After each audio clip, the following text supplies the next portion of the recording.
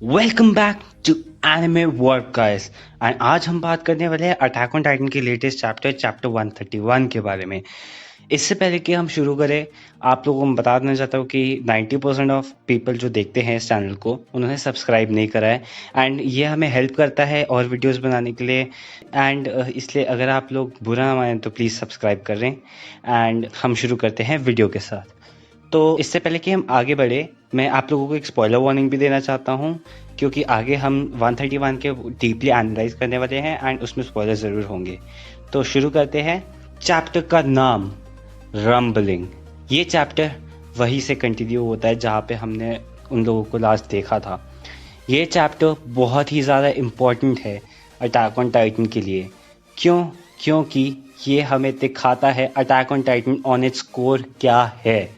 हमने अगर पिछले कुछ चैप्टर से देखा हो, सीज़न 4 जो अब आने वाला है वो किस तरीके से डिफरेंट होने वाला है वो तो हमें पता ही है। एंड अब हमारे को ये दिख रहा है कि वो किस तरीके से ज़्यादा स्टोरी ड्रिवन है। एंड इसायामा की राइटिंग कितनी बदल चुकी है पिछले कुछ सालों से। पहले 3 सीज़न से कंपेयर करें तो ये बहुत ज़्यादा डिफरेंट है एंड ये बिल्कुल एक अलग कहानी की तरह है। बट हम कंटिन्यू करते हैं इसके साथ। तो सबसे पहले हमें देखने को मिलते हैं रामजी एंड हलील। इनको हमने 123 चैप्टर में देखा था एंड उसके बाद भी एक सीन में देखा था 1-2 चैप्टर पहले। तो जैसे कि हमें याद होगा कि रामजी जो था वो चोरी करता था एंड वो उसके थ्रू पैसे कमाता था, सो दैट हमें पता चलता है कि वो ये सारे के सारे पैसे इसलिए इकट्ठा कर रहा है ताकि वो अपनी फैमिली को प्रोवाइड कर सके। अगर वो मर भी गया तो फिर वो अपने दोस्त हलील को बोलता है कि वो ये चीज़ अपने पेरेंट्स को पकड़ा दे एंड उनकी फैमिली अच्छे से रह पाए। ना कि जस्ट नॉट द फैमिली बल्कि बाकी सारे के सारे लोग जो साथ में थे, हमने जिनके साथ टाइम स्पेंड किया था चैप्टर 123 में, उन सब के बारे में वो कहना चाह रही है। एंड ये दिखा रहे हैं हमें एरिन से कंपैरिजन करते हुए कि कैसे सब के सब इनोसेंट पीपल थे। ये भी बिल्कुल एरिन की तरह हैं, बट अब उन लोगों को भी वही कहर देखना पड़ रहा है जो कहर एरिन ने देखा था अपने बचपन में। एंड ये बहुत ज़्यादा हार्ट ब्रेकिंग भी है, बट अब क्या कह सकते हैं कि ये कहानी एरिन की है, रामजी की नहीं, तो इसलिए उसके साथ जो होगा हम उसके बारे में कुछ नहीं कर सकते। तो उसके बाद हमें ये शॉट दिखता है ये सारे के सारे पंछियों के उड़ते हुए। ये एक बहुत ज़्यादा ऑमनस माना जाता है। अगर आप बहुत सारे शोज़, अगर आपने कोई भी देखे हो, मूवीज़ देखी हो, तो जब भी कोई भयंकर अटैक होने वाला हो या फिर जब भी कोई वर्ल्ड एंडिंग चीज़ होने वाली हो तो फिर हमेशा उससे पहले दिखाते कि बर्ड्स कैसे उड़ रहे हैं, उधर से भाग रहे हैं अपनी जान बचाने के लिए। तो वही उसी तरीके से इन लोगों ने वो किया था। फिर उसके बाद ये एक बहुत ज़्यादा एरिन सेंट्रिक चैप्टर भी कह सकते हैं हम, जैसे कि पिछला चैप्टर था। पिछले 2 चैप्टर्स ने एरिन को सेटअप करा है कि किस तरीके से जो सब लोग सोच रहे थे कि एरिन को उसको समझ नहीं आता वो क्या करने वाला है, वो पूरी दुनिया की पॉपुलेशन ख़त्म करना चाहता है, उसको कॉन्सिक्वेंसेस नहीं पता है। बट ये 2 चैप्टर्स हमें क्लियर आउट कर देते हैं कि उसे हर चीज़ पता है। जो उसके वर्ड्स है उसको पता है कि ये सब के सब मरने वाले हैं, जैसे उसने चैप्टर 123 में देखा था। अगर मैं इस वक्त पे इस सीन के साथ थोड़ा कंफ्यूज था ये सीन कब लिया गया है, क्योंकि जो हमारे को याद है उस वक्त पे तो वो लोग साथ में थे एंड फिर उसके बाद ये कब आया ये समझ नहीं आया था। बट फिर उसके बाद मेरे को रियलाइज़ हुआ जब कियोमी से वो लोग बात कर रहे थे तो एरन उनके पास नहीं था एंड बाद में जब मिकासा ने एरन को ढूंढा था तो फिर वो उस बच्चे के पास ही था। तो ऑफकोर्स उस वक्त पे ही ये सीन हुआ है। तो उस वक्त पे हमें ये पता चलता है कि एरिन उस वक्त पे कितना ज़्यादा डेवस्टेटेड था कि वो इतने सारे लोगों को मारने वाला है, इतने सारे एनिमल्स को मारने वाला है, लोगों की ड्रीम्स जैसे उसकी खुद की थी वो उन सबको उनसे छीनने वाला है। उसी तरीके से ये सीन इतना ज़्यादा हार्ट ब्रेकिंग है। उसे अपनी मॉम की याद आती है वो जब देखती है एक प्रेग्नेंट लेडी को। तो फिर उसके बाद मैं इस सीन से ज़्यादा इम्प्रेस्ड था। ये सीन बहुत सारे क्वेश्चंस खड़े करता है। जिस तरीके से एरिन बोल रहा है, जिस तरीके से उन लोगों ने ये दिखाया है सीन कि जैसे गिरीशा ने मारा था उनको, उससे क्वेश्चंस उठते हैं। क्या एरिन को भी कोई मैनिपुलेट कर रहा है या फिर ये एक बस ऐसे ही सीन डाला गया है? क्योंकि जितना हमने अब तक इसायामा की राइटिंग देखी है मुझे तो लग रहा है कि ये बहुत बड़ा इंडिकेशन है उसकी तरफ, बट हम कुछ कह नहीं सकते। क्योंकि अगर आप आगे भी देखें तो एरिन का जो चेहरा है, जिस तरीके से आप देखिए इस चेहरे को, याद है आपको ग्रीशा का भी बिल्कुल डिट्टो सेम चेहरा था उस वक्त पे जब एरन ने उसको बोला था मारने को, वो बिल्कुल टूटा हुआ था। इतनी सिमिलैरिटीज़ है उन दोनों के बीच में इस वक्त पे अगर हम देखें। ये बल्कि इतना हार्ट ब्रेकिंग है किस तरीके से वो उसको बचाता है बच्चे को, एंड वो जानता है कि उसने आगे जाके उसी ने ऐसे मार देना है। वो किस तरीके से किस मुंह से उसको बचाना चाह रहा है। एंड आप ये देख सकते हैं जब वो उसे सॉरी बोलता है। अब आप मुझे मना नहीं कर सकते कि इस सीन में एंड वो गिरीशा जो उसको बोल रहा था जीक को, वो वाले सीन में सिमिलैरिटीज़ नहीं है। I am sorry. जिस तरीके से वो उससे मांग रहा है कि किसी ने उसको आगे भेजा है ये करने के लिए, वो खुद की विश से नहीं कर रहा, उसी तरह से शायद से एरन भी अपनी विश से नहीं कर रहा है। हो सकता है ये भी किसी तरीके से किसी से कमांड में हो। मेरा गैस हो सकता है गैबी से हो, क्योंकि हमने पहले भी बहुत बार देखा है कि गैबी काफ़ी बार एक्ट करती है जैसे कि वो अटैक टाइटन की नेक्स्ट यूज़र है। बट अभी हम कुछ कह नहीं सकते, ये सिर्फ एक गैस है। फिर उसके बाद शुरू होती है द रम्बलिंग, एंड इस रम्बलिंग को इतना टेरिफाइंग तरीके से कोलोसल टाइटन्स को दिखाया है। एंड जिस तरीके से ये सीन्स दिखाए गए हैं, मैं बहुत ज़्यादा इम्प्रेस्ड हूँ कि ईसायामा पीछे नहीं हट रहा है इस वक्त पे। ईसायामा पूरा अपना वो लगा रहा है कि वो जिस तरीके से दिखाना चाहता है कहानी, अब उससे फ़र्क नहीं पड़ता है कि वो PG-13 है या 18 साल के ऊपर के लोग ही देख पाए, क्योंकि उसकी कहानी एंड पे आ रही है। तो फिर वो चाहता है कि वो अपने आप को अच्छी तरह से एक्सप्रेस करे।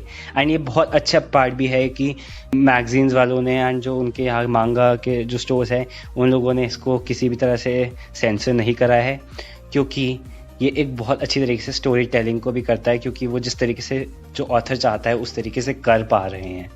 उसके बाद हमें ये सीन दिखता है जो हमने पहले स्टार्टिंग में भी बहुत बार देखा है, बट वो एक बहुत अच्छी तरीके से दिखाया है कि किस तरीके से एरन का ये ब्रेक डाउन हुआ है, कि वो एक्सपेक्ट करता था कि बाहर की दुनिया, जब तक वॉल्स थी, कि बाहर की दुनिया कितनी खूबसूरत होगी। जिस तरीके से आर्मिन हमेशा उसे समझाता था कि बाहर इसे अलग अलग तरीके की चीज़ें दिखेंगी, लावा, स्नो एंड अलग अलग चीज़ें। ये उन सब को एक्सपेक्ट कर रहा था कि कितने खूबसूरत होंगे। एंड बाहर की दुनिया में उसे क्या मिला? सिर्फ और सिर्फ एक चीज़, आगे जाके सिर्फ सबको तबाह करना है, सिर्फ और सिर्फ खून खराबा करना है। एंड इस तरीके से एरन बहुत ज़्यादा डिसअपॉइंट होता है बाहर की दुनिया में। एंड हमें आखिर में देखने को मिलता है कि वो चाहता है कि आगे जाके कुछ अच्छा हो, आगे और भी कुछ हो। ये सिर्फ और सिर्फ इसकी जो लाइफ है इन चीज़ों पे ना अटक जाए। ये सिर्फ और सिर्फ इसकी ज़िंदगी जो है, उसकी लेगेसी जो है, वो सिर्फ और सिर्फ खून और डिस्ट्रक्शन से ना भरी हो। वो चाहता है कि उसकी लाइफ की जो लेगेसी है वो कुछ और हो, इससे बढ़कर हो। फिर उसके बाद ये वाला सीन मैंने बहुत फील किया था, क्योंकि जिस तरीके से इन लोगों ने दिखाया है। एंड मैं इस सीन में जो ऑडियो एक्टर्स है सारे के सारे एरन, मिकासा इन सब के हैं, बहुत टैलेंटेड है। एंड मैं ये वेट नहीं कर सकता ये वाला चैप्टर स्पेशली देखने के लिए कि वो किस तरीके से बोलेंगे। एंड मैं जानता हूँ ये बिल्कुल परफेक्ट होगा। उसके बाद हमें एक और चीज़, बड़ी इंपॉर्टेंट चीज़ दिखती है, वो है किस तरीके से एरन कम्युनिकेट कर रहा है आर्मिन से अभी तक पाथ्स के थ्रू। वो उसको बोलता है कि the freedom which they wanted is just near by, मतलब कि अब ये जब दुनिया को ख़त्म कर देगा तो फिर उनकी जो फ्रीडम थी वो ऑलमोस्ट यहाँ पे आसपास ही है। तो ऑफ कोर्स ये एक एरन के बचपन का वो था, तो इन लोगों ने उस तरीके से उससे खेला भी है कि वो एक बच्चा एरन है जिसकी ख्वाहिश थी कि वो फ्रीली रह सके ज़िंदगी में एंड अपने दोस्त आर्मिन के साथ रह सके। तो वो उस तरीके से इन लोगों ने इसको दिखाने की कोशिश की है। And I think it was brilliant and बहुत इंटेलिजेंट तरीके से इन लोगों ने उसको करा है, एंड रियली ब्यूटीफुल। एंड फिर उसके बाद आर्मिन का एंड एनी का हमें दिखता है लव ट्रायंगल, कह सकते हैं, क्योंकि इसमें बर्ड भी है। बट किस तरीके से हम कहें, क्योंकि आर्मिन एंड बर्ड तो इस वक्त पे एक ही है, क्योंकि आर्मिन ने उसको खा लिया था तो ऑफकोर्स उसके वजह से, जैसे हमने पता है कि पावर्स ट्रांसफ़र हो जाती है एंड साथ साथ फीलिंग्स भी काफ़ी बार।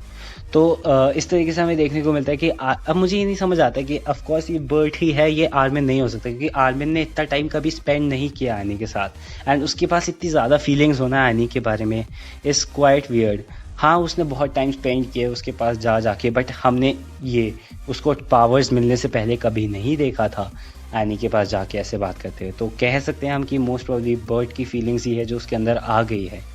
बाकी ये जिस तरीके से इन लोगों ने दिखाया है वो भी अब हो सकता है कि ये इनकी एंड गेम के लिए हो कि ये जिस तरीके से कर रहे हैं इस तरीके से हम कह भी सकते हैं कि थोड़ी खींच रहा है इसे हमें इस वक्त स्टोरी, बट हाँ उसको ऑफ कोर्स एंडिंग के लिए करना है एंड वो ये नहीं चाहता कि लोगों को लगे कि बस एकदम से ये हो गया एंड इन लोगों का रिलेशनशिप हो गया, जैसे कि काफ़ी स्टोरीज में हो जाता है कि एंडिंग में कोई भी एक साथ आ जाते हैं जिसका कोई रीज़न भी नहीं होता। तो उस हिसाब से इन लोगों ने काफ़ी अच्छी चीज़ करी कि लोग अभी तक कर रहे हैं सब लोग की डेवलपमेंट। फिर उसके बाद हमें देखने को मिलता है कि एरन का फाइनली चेहरा, जो मैंने पिछले चैप्टर में भी डिस्कस किया था कि हमें पता नहीं कि एरन कहाँ से कंट्रोल कर रहा है उसके, या फिर वो ऐसे कंट्रोल कर रहा है या फिर वो नीचे है जैसे कि वॉरहैमर टाइटन के थ्रू होता है एक क्रिस्टलाइज फॉर्म में। बट इससे हमें काफ़ी साबित हो रहा है कि ये उसके अंदर ही है, टाइटन के अंदर। एंड तो ये एक तरीके से उसको स्टॉप करने का आसान तरीका भी होगा क्योंकि वो इस तरीके से उसको निकाल सकते हैं या फिर मार सकते हैं नेप पे मार के। बट अभी तक हमें पता नहीं वो नेप में कैसे करके है एंड किस तरीके से उसको मारने का तरीका होगा, क्योंकि हमें यहाँ पे भी सिर्फ हड्डियाँ दिख रही है, हमें उसकी पूरी बॉडी नहीं दिख रही है। तो ये कितना इमेजिनेशन है या फिर कितना ये है। प्लस इसकी आँखें नहीं खुली हुई, ऑफकोर्स हमने एरन को कभी ऐसे आँखें खोलते हुए देखा नहीं है टाइटन में, बट जिस तरीके से उसकी ब्रेन से अटैच हो रखी है ये हमने कभी पहले नहीं देखा था या फिर मैंने कभी नोटिस नहीं किया है। तो correct me if I am wrong. बाकी इसमें वो जिस तरीके से दिखा रहे तो हो सकता है कि एरन अभी भी पाथ में हो, क्योंकि पाथ में उसको दिखाया तो ऑफकोर्स वो दोनों में ट्रैवल कर सकता है, तो ऑफकोर्स वो भी हो सकता है। बाकी that is it all for today guys and I hope you guys like this video. अगर आप लोगों को अच्छी लगी तो प्लीज़ सब्सक्राइब करिए यार, please. It's just a click button and it helps us a lot, क्योंकि हमारे पास हम बहुत स्ट्रगल कर रहे हैं इस वक्त पे। एंड अगर आप एक सब्सक्राइब बटन क्लिक कर देंगे तो हमारी बहुत हेल्प होगी। Thank you guys for watching the whole video and I will see you guys next time. तब तक के लिए पीस।